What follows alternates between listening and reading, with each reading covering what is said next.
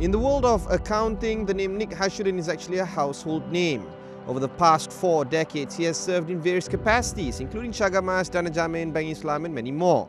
He was also the former president of the Malaysian Institute of Accountants. We speak to him to understand better what moves his thought process, particularly in the world of accounting and accountability. I found that this sector is very vibrant nowadays. We have gone beyond companies just looking for government contracts to sustain themselves. But you have a lot more people who are very focused in terms of building their products, growing their companies. So the conversation is all about how can I make my business better, which is a better question than just about how do I get more contracts. So it attracted me to spend a bit more time in looking at how I can help SMEs.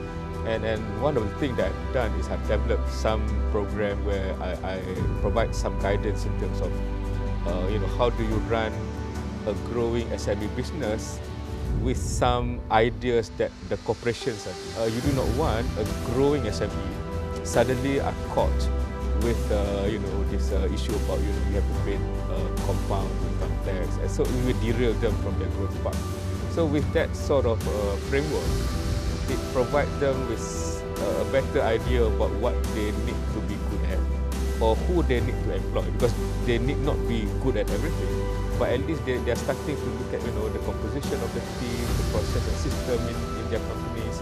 So that's very fulfilling as far as I'm concerned. SME Corp places around 95% of businesses in Malaysia being in the SME sector. Nik Hasyudeen shares with us some of his thoughts in working with the small and medium-sized enterprises and how he plans to shape this sector to be more challenging in future and grow their businesses in the long run. I think in dealing with them, I think the first thing that I always encourage them to consider is about where are they positioning themselves in the marketplace, because nowadays, with technology, a young chap can wake up in the morning and starts a business, all right? But and some will fail, some will make it. But I think what we're looking at is the ones that have found their niche in the market starting to grow. I think they need to be clear in terms of where are they positioning, how they are differentiating themselves with their competitors. Are you absconding on your mission to provide good governance, in the corporate sector? No way. That is my passion. And what happened now? I have 2 constituents. Okay. One is the corporate sector, and one is the SME. So I think SME, I mentioned to you about what I've done and what I'm going to continue doing. But for the corporate sector, what we are trying to do now is to start to have conversation around good corporate citizenship. Because when we talk about governance, I think people look at it more as a process rather than as an outcome. Integrated reporting is encouraged nowadays, where companies are supposed to share more about their mission, how they see the world, how they want to create more goodness in the world, and how do they connect back to the way they run the business. In the realm of business, there can be 2 sets of customers, good customers and bad customers. Good customers bring more revenue than they do cost. Bad customers, the exact opposite. They bring more cost than they do revenue. But the same can also be said about investors. Not all investors are good for business. There can be good investors that are perfect matches for businesses, but there can also be bad investors. We asked Nik Hasyudeen, in the pursuit of getting better corporate governance in check, what type of investors must any corporation hunt after? I had the opportunity of speaking to Astro, the former CFO of Astro, and he asked this very pertinent question. He asked if a company who is listed announces that from that day they are going to comply with all the rules and regulations, what would happen to the share price of that?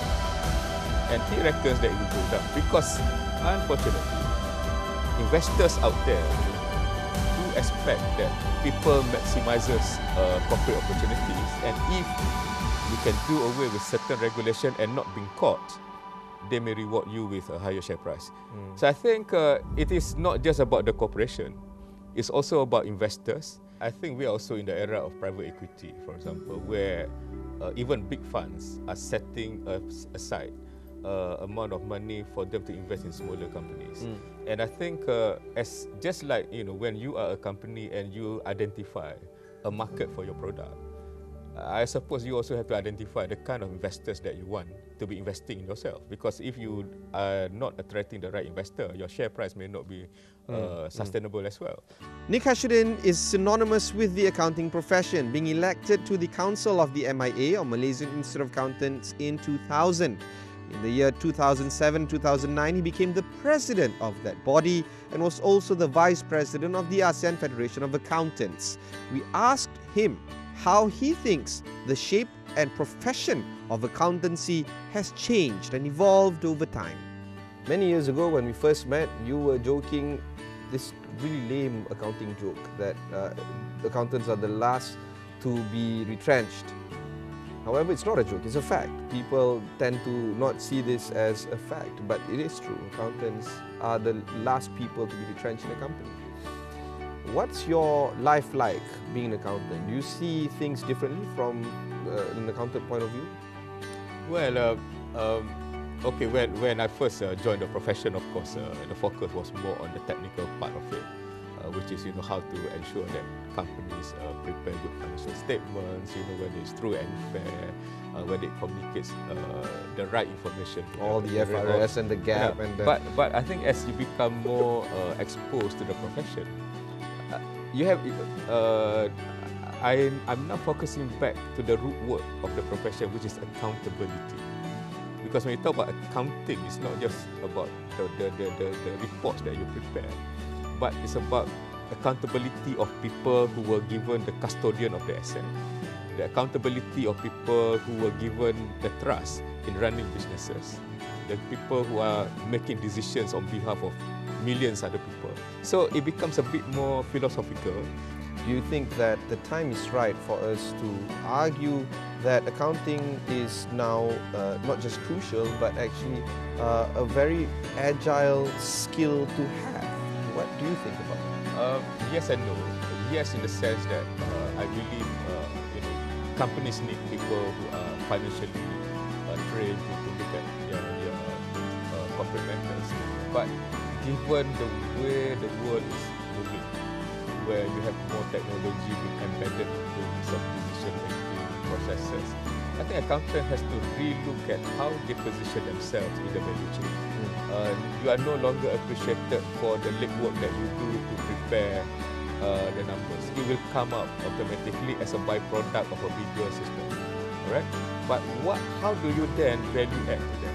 How do you use the information to look at the future, to help the CEOs or whoever that are running the company to understand what they are facing and to benefit from any opportunities or manage any risk. So it's about repositioning of the role. I think that is very critical. So while I'm advocating that people must go in and embrace the profession itself has the responsibility to redefine how are they going to become relevant in the future.